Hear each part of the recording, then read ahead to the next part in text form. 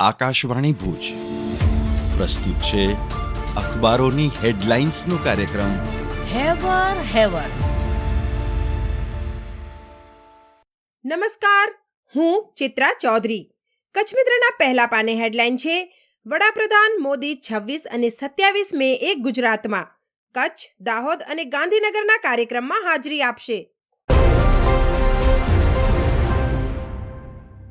કચ્છ મિત્રના અંદરના પાને સમાચાર છે: ગાંધીધામમાં ઓવરબ્રિજ બને તે પહેલા 65 લાખના ખર્ચે આઇકોનિક માર્ગ બનશે. પારેખ સર્કલથી બ્રિજ તરફ 650 મીટર માર્ગનું ટૂંક સમયમાં કામ શરૂ કરાશે. કચ્છ મિત્રના ત્રીજા પાને હેડલાઇન છે: શાક માર્કેટ બનાવાયેલા ઓપન એર થિયેટરને બચાવવા માગ. કલાકારો દ્વારા કલેક્ટરને લેખિત રજૂઆત કરી વિરોધ કરાયો. અંદરના પાને વધુ એક હેડલાઇનમાં: કચ્છી યુવાને માઉન્ટ કંચનજંગા સર કરી ઐતિહાસિક સિદ્ધિ મેળવી. 8000 મીટરથી ઊંચા 8 શિખર સર કરનાર કેવલ પ્રથમ કચ્છી અને ત્રીજો ભારતીય બન્યો.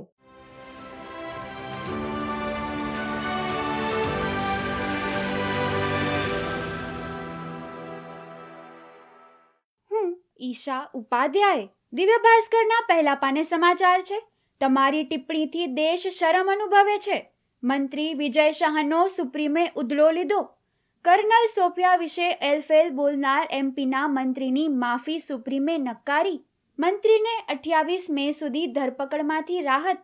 તપાસમાં સહયોગ આપવાનો નિર્દેશ. મંત્રી શાહ વિરુદ્ધ તપાસ માટે 3 આઈપીએસની એસઆઈટીની રચના કરી.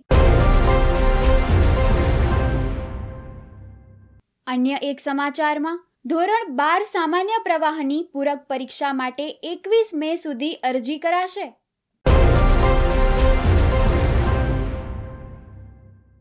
દિવ્ય ભાસ્કરમાં વધુ એક સમાચાર છે: ભુજ પ્રાગમહેલ ખાતે વાતાનુકૂલિત ક્રિસ્ટલ હોલનું ઉદ્ઘાટન કરાયું.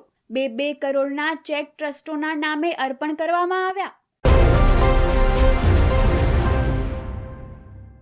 વધુ એક સમાચારમાં: મુન્દ્રા ભુજ વચ્ચે 24 કલાકમાં દોડતી 16 બસો ઘટીને અડધી થતા પ્રવાસીઓને હાલાકી.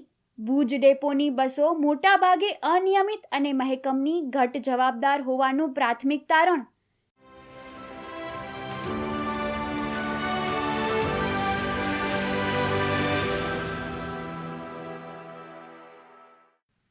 હું મનોજ સોની. સંદેશના અંદરના પાને સમાચાર છે કે તિરંગા યાત્રાથી અંજાર દેશભક્તિના રંગે રંગાયું. શહેરીજનોએ સૈન્યને સન્માન આપવાની સાથે પહેલગામમાં શહીદ થયેલા પ્રવાસીઓને શ્રદ્ધાંજલિ આપી. ઓપરેશન સિંદૂરના માધ્યમથી ભારતના સૈન્યની 3 પાંખોએ દેશને ગૌરવ અપાવ્યું. ભુજ શહેરમાં વડાપ્રધાનના આગમનની જિલ્લા ભાજપ દ્વારા તડામાર તૈયારીઓ શરૂ કરાઈ. દેશભક્તિના ભીંત ચિત્રો, કૃતિઓ વિવિધ ગ્રુપ દ્વારા કાર્યક્રમો રજૂ કરાશે.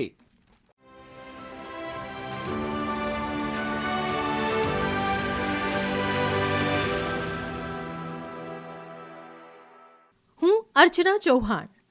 ગુજરાત સમાચારની કચ્છ આવૃત્તિનું એક શીર્ષક જણાવે છે કે સામખિયાળી રેલવે સ્ટેશનનું વડાપ્રધાન ગુરુવારે વર્ચ્યુઅલ લોકાર્પણ કરશે. 5 પ્લેટફોર્મ પર 48 ટ્રેનો સ્ટોપ કરે છે. 13.64 કરોડના ખર્ચે અમૃત ભારત સ્ટેશન યોજના હેઠળ ઇન્ટરનેશનલ કક્ષાનું નિર્માણ. ગુજરાત સમાચારના છેલ્લા પાનાના સમાચાર છે: ગુજરાતમાં 3 દિવસ બાદ ચોમાસા પૂર્વની ગતિવિધિ શરૂ થઈ શકે. 8 જૂન સુધીમાં ચોમાસાના પ્રારંભની સંભાવના. 23 થી 25 મે દરમિયાન દક્ષિણ ગુજરાત અને સૌરાષ્ટ્રમાં ભારે વરસાદ પડવાની આગાહી.